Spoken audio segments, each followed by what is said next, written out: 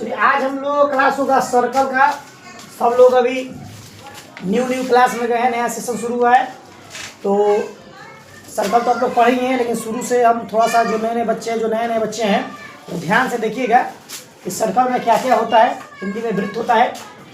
तो सबसे पहले मैं क्या कर रहा हूँ कि सर्कल बना दे रहा हूँ, यहाँ पर ड्रॉ कर दे रहा हूँ। तो ये सर्कल में थोड़ा कलर चेंज कर दूँ तो दिखेगा। दिख रहा है ना? दिख रहा है? ये हमारा पूरा जो है सर्कल है। क्या है? तो कोई पूछे कि भाई सर्कल जो होता है, तो यहाँ पर एक सर्कल है। अगर कोई पूछे कि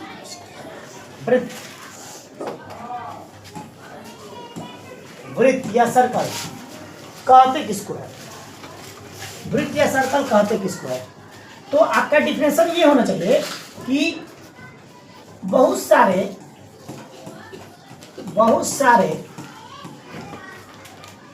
बिंदुओं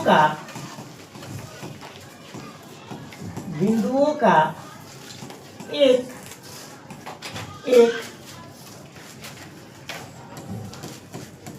गोलाकार समूह, एक गोलाकार आकार जिसे हम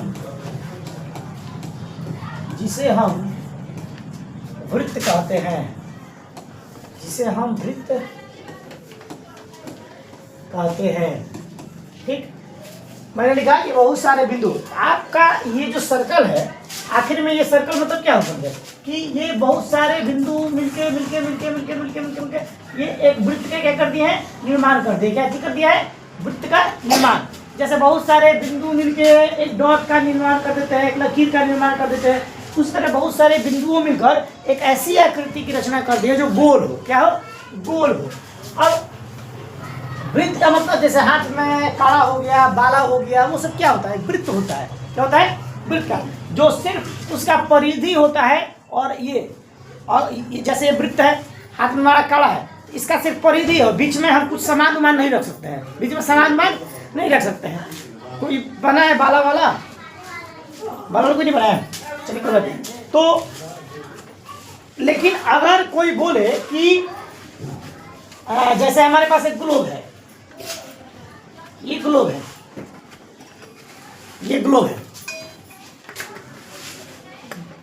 ये क्या है? ग्लोब है। ये भी एक वृत्त है, लेकिन इसको हम गोलाकार बोलेंगे। क्या बोलेंगे? गोलाकार बोलेंगे। अब जब आप आगे बड़े होइएगा, थोड़ा पढ़िएगा, तो गोलाकार का आयतन और वृत्त का आयतन वो दोनों का अलग होता है, ठीक है। तो इसके बारे में हम नेक्स्ट क्लास में बताएंगे। अभी वृत्त इतना समझिए कि वृत्त का मतलब हुआ कि आपका बाला उला जैसे हुआ, उसका बीच से पूरी तरह से हर चीज पूरा क्या हो, गैप हो, एक गोल जैसा टायर वायर हो गया ना वृत्त का, वो सब आकृति वृत्त में होता है। तो वृत्त तो हमको पता चल गया कि मोटा मोटी बहुत सारे बिंदुओं से एक गोलाकार आकार बन जाता है, जिसे हम लोग क्या कहते हैं? वृत्त कहते हैं। वृत्त में क्या क्या होते हैं भाई? तो आप देखिए वृत्त में क्या क्या होता है। यहाँ पे वृत्त में सबसे पहले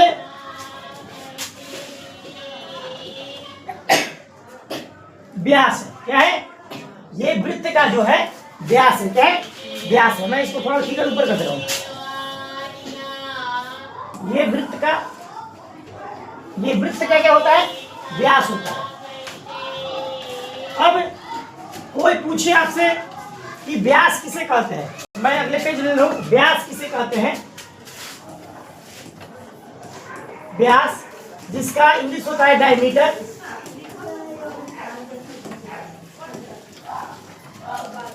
और इसको हम लोग स्मॉल डी से भी सूचित करते हैं, ठीक।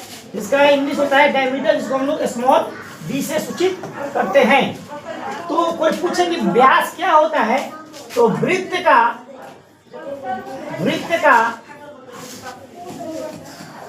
आधा भाग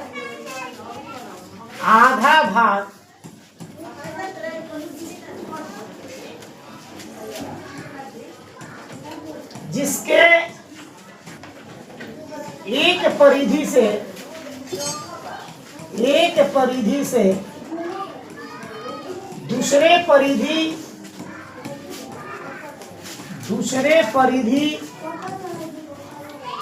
तक खींचा गया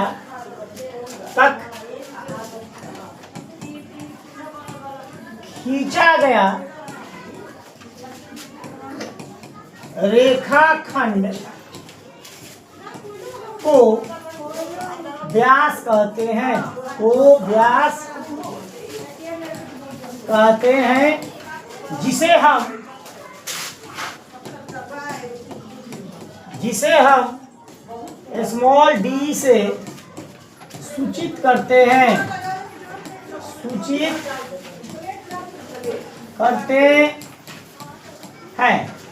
ठीक है, मैंने क्या बोला कि व्यास इंग्लिश में डायमीटर, इसका स्मॉल डी, वृत्त का आधा भाग जिसके एक परिधि से दूसरे परिधि तक खींचा गया रेखाखंड को हम लोग क्या बोलते हैं, व्यास कहते हैं, जिसे हम स्मॉल डी से सूचित करते हैं। आप देखिए फिगर, ये है, ये सब क्या है, ये सब परिधि है। क्या है ये बॉर्डर जितने भी देख रहे हो, ये सब क्या बोलते हैं, इसको परिधि। क्या बोलते हैं, परिधि। ये सब जितने भी बॉर्डर देख रहे हो, ये सब क्या है, परिधि है। क्या है, परिधि है।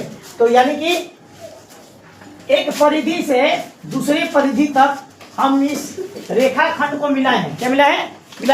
लेकिन मिलाने से पहले आपको ये देखना होगा कि ये एकदम बीचों बीच मिलना चाहिए, वृत्त के बीचों बीच मिलना चाहिए।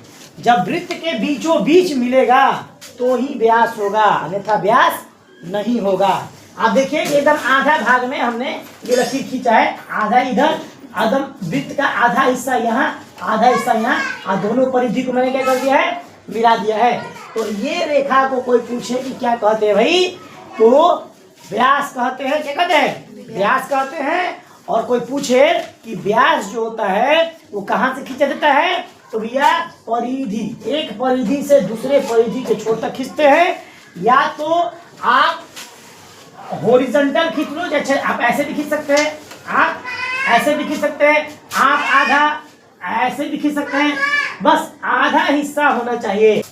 जैसे भी हो आधा हिस्सा ही आपका होना चाहिए तो ही व्यास कहलाएगा, अन्यथा व्यास नहीं कहलाएगा। ठीक है, आगे बढ़ते हैं। अब मान के चलो कि मैं एक फिगर और बना रहा हूं यहाँ पे।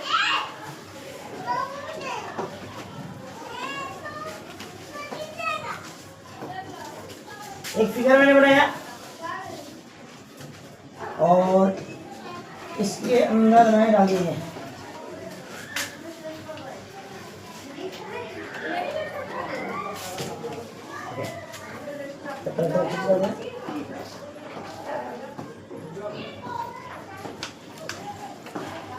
तो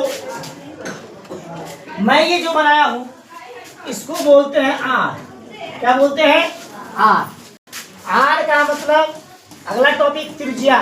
अगला टॉपिक है बाबू त्रिज्या। इसको हम स्मॉल आर से नोट करते हैं, स्मॉल आर से नोट कर। यहाँ आप देख रहे हैं त्रिज्या। अब ये त्रिज्या को मैंने बोला कि आर से सूचित करते हैं। देखिए फिगर में कि परिधि से, कहाँ से, परिधि से, कहाँ से, परिधि से केंद्र तक खींचे हैं। कहाँ तक खींचे हैं, केंद्र तक। तो परिधि से केंद्र तक खींचा गया रेखाखंड को बोलते हैं त्रिज्या। क्या बोलते हैं, परिधि से या फिर केंद्र से, केंद्र से, ये केंद्र है बाबू, बीच वाले को सेंटर बोलते हैं केंद्र, ठीक ना। केंद्र से खींचा गया रेखाखंड, खींचा गया रेखाखंड को त्रिज्या कहा जाता है।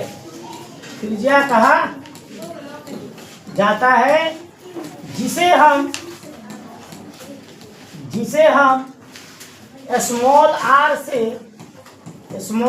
से क्या करते हैं, सूचित करते हैं। क्या करते हैं, स्मॉल आर से सूचित करते हैं। ठीक, हमने देखा कि व्यास जो था यहाँ से ये पूरा लाइन था व्यास, लेकिन त्रिज्या मैंने देखा कि सेंटर से, सेंटर मतलब बीच का केंद्र, सेंटर मतलब बीच का केंद्र, तो सेंटर से ये जो हमारा परिधि तक कहीं भी खींच सकते हैं, जो भी की तरह। अगर सेंटर से हम इधर से खींचे तो भी त्रिज्या होगा, सेंटर से इधर खींचे तो भी त्रिज्या होगा, सेंटर से इधर खींचे तो भी त्रिज्या होगा, सेंटर से इधर खींचे तो भी त्रिज्या होगा। तो कहीं भी खींच देंगे तो हमारा क्या है, वो त्रिज्या। सेंटर से कहीं भी खींच दें तो हमारा क्या है, त्रिज्या।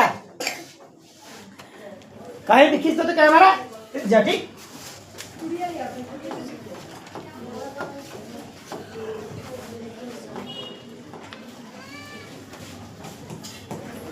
सूचित करते हैं। ठीक, अब हमने वृत्त देखा, हमने व्यास देखा, हमने त्रिज्या देखा। अब मैं आपको बताता हूं केंद्र। क्या केंद्र? केंद्र का इंग्लिश होता है सेंटर, और इसका होता है रेडियस। मैं यहां पर लिख दे रहा हूं, थोड़ा सा नोट कर लीजिएगा। रेडियस, त्रिज्या का इंग्लिश रेडियस हो गया, केंद्र का इंग्लिश होता है सेंटर। सेंटर क्या होता है? तो वृत्त के बीच के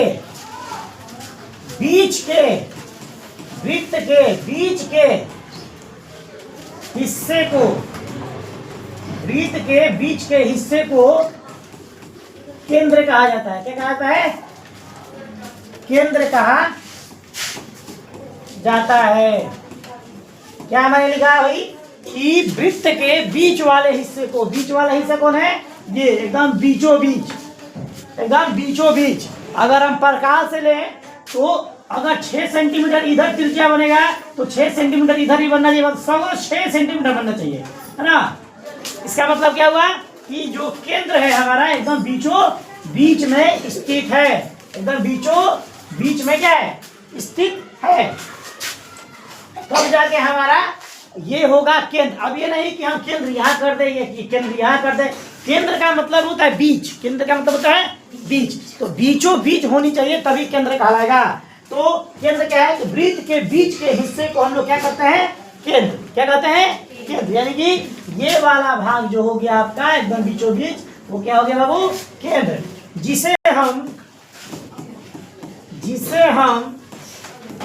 सी से सूचित करते हैं, सी से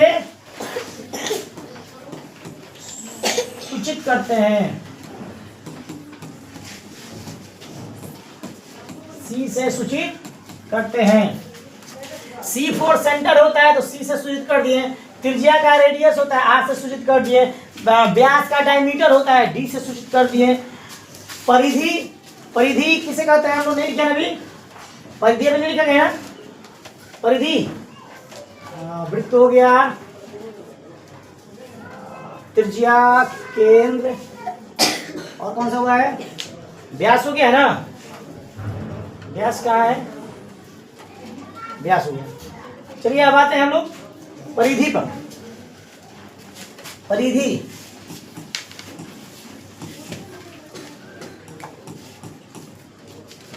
यानी कि जब हम एक राउंड फिगर बनाते हैं, ये जो किनारा होता है, ये जो किनारा होता है उसी को हम लोग क्या बोलते हैं? परिधि। क्या बोलते हैं? परिधि। आपका अगर ये सर्कल है तो इसमें जो किनारा है, इसमें जो ये सब किनारा देख रहे हो वो क्या है बाबू? परिधि। क्या है?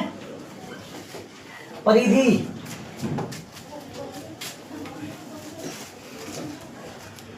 इसका होता है सरकमफेस, इंग्लिश होता है सरकमफेस। तो वृत्त के किनारे को, वृत्त के किनारे को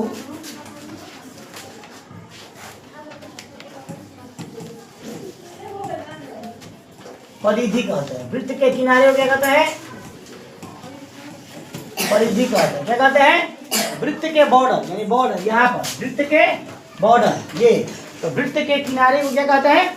परिधि कहते हैं। तो ओवरऑल हम लोग अभी बेसिक चीज जाने हैं वृत्त के बारे में।